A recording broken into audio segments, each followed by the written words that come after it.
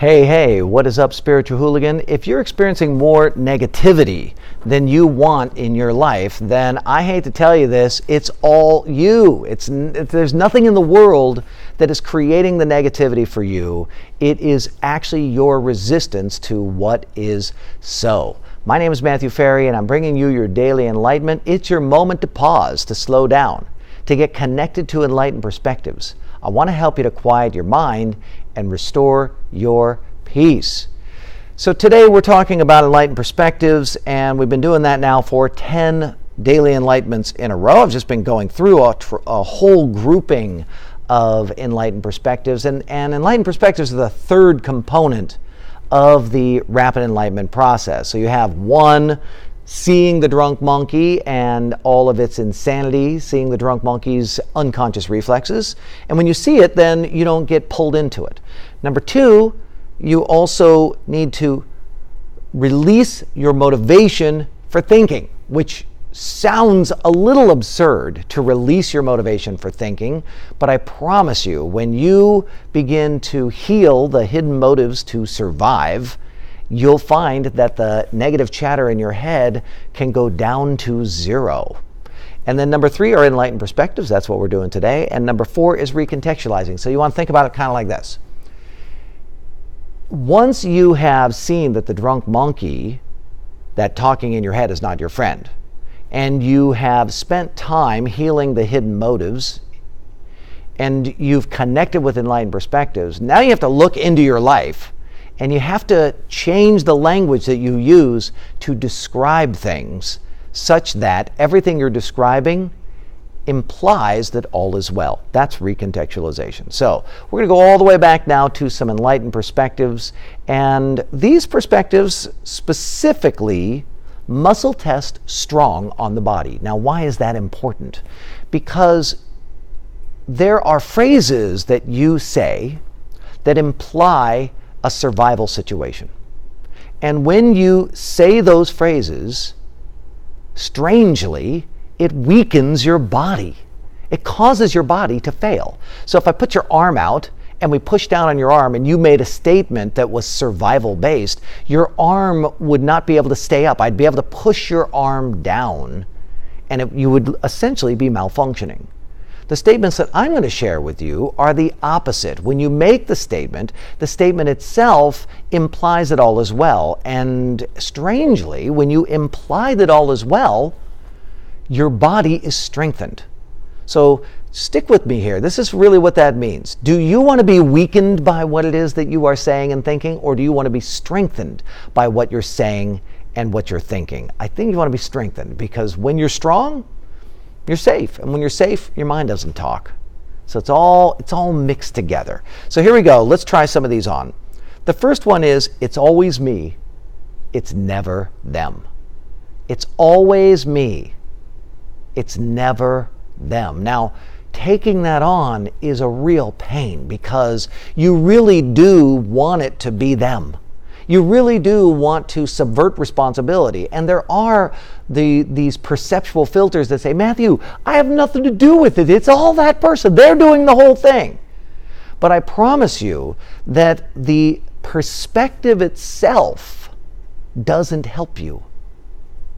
The perspective weakens you. When you blame other people, when you say that it's the world that is having me feel what I'm feeling or experiencing what I'm experiencing, you're weakened by it 100% of the time.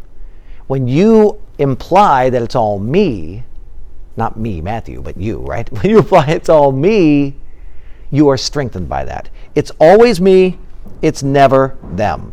Now, what I see and experience in the world is just an extrapolation of the energy and information in the quantum field. This, too, is an enlightened perspective.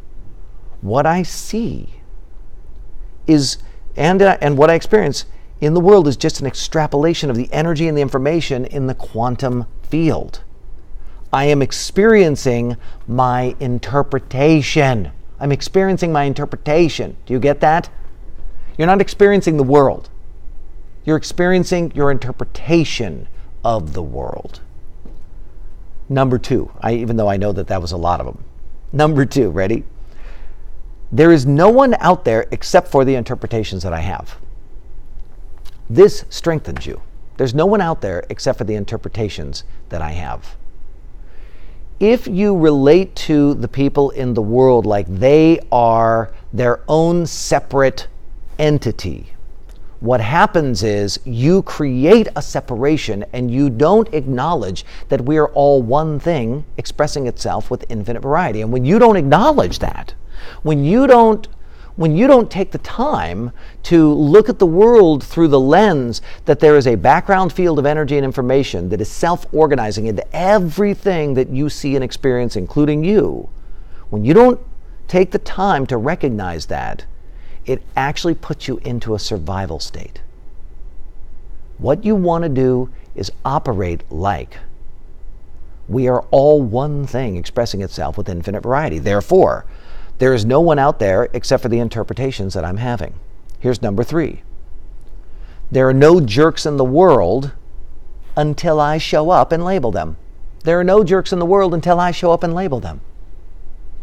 What happens when you start to relate to the people in your life like the jerky ones specifically? What happens when you start to relate to the jerky ones like, wait, they're not jerks. That's just the label that I'm giving them. All of a sudden, it gives you some separation, and that separation gives you a pause, a moment of peace. They're only jerks because I label them that way, or the label that I've chosen. They aren't anything until I label them. Have I played you the song lately? It ain't nothing till I call it. I don't think I have, but I'll have to do that for you real soon here, okay? Number 4. People are doing the best they can. Every single person that you are interacting with is doing the best they can. Now, the best that they can may not meet your standards. The best that they can may not meet with your approval or what you want or how you would operate, but that doesn't mean that it's worse. They're doing the best they can. And when you take that on, when you adopt it, you start to give people more grace. You stop making other people wrong. Because when you're not giving people grace and you're making people wrong, you get your mind chattering. You go into a survival state. You're strategizing what you're going to do to mitigate the downside risk of their behavior in your life. And I promise you that'll rob you of your peace. Finally, number 5. Negativity, and this is how we started. Negativity is the resistance I have to how life appears in my perception. Negativity is the resistance I have to how life appears in my perception. So I'm not resisting life. I'm resisting my interpretation. I'm not resisting life. I'm resisting the interpretation that I'm having. Now that's so important, because when you recognize I'm not resisting the situation, I'm resisting the way that I am explaining the situation to myself. I'm not resisting the person, I'm resisting the way that I'm explaining that person to myself. When you get that, instantaneously you realize it's never them, it's always me. It's me. Why am I resisting them? Why am I creating a language pattern, a perspective, a context that makes me feel like crap? Why am I doing that? That makes no sense. And all of a sudden, poof, you release it. Now here's what I want. I want to know what this is making you think. What insights are you having as I take you through these enlightened perspectives? Put it in the comments for me. I want to know what you're thinking. My name is Matthew Ferry, author of Quiet Mind, Epic Life. And I would love it if you would like this video, if you would share it, if you would comment. That's what tells these big platforms that this is stuff other people should be checking out, and it's working. So help me get the message out there into the world, will you please? You can also subscribe to my channel, and you can join us over in the Spiritual Hooligans Facebook group. I'll put the link down below in the notes. Thank you so much for tuning in to this daily enlightenment.